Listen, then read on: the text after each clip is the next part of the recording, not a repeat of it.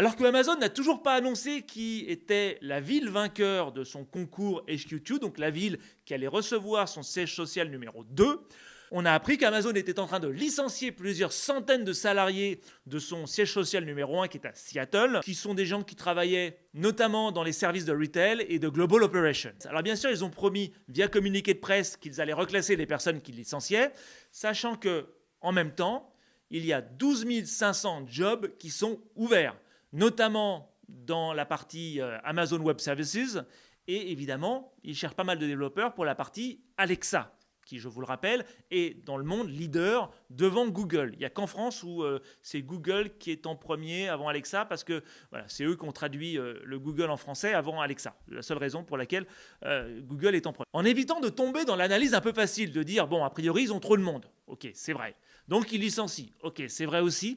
Il faut savoir que nous sommes actuellement dans la période des entretiens d'évaluation.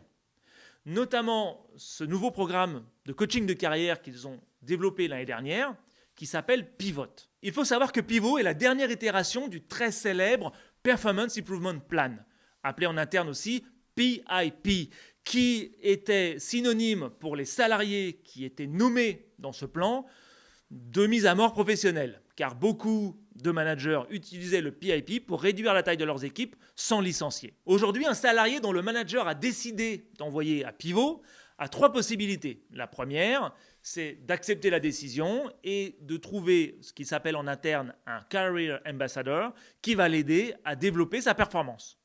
Et évidemment, c'est sur le court terme. Les plans qui sont développés à ce moment-là se comptent en mois ou en semaines. Pas en années, on est chez Amazon, on n'a pas le temps. En second, le salarié peut choisir de prendre un chèque et de se barrer.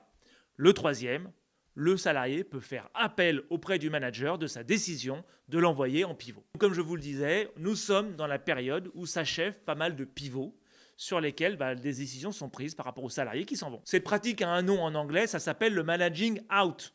Et si vous allez voir sur Quora des retours d'expérience de salariés de Google, vous allez voir que Amazon n'est pas la seule entreprise à utiliser ce type de pratique managériale.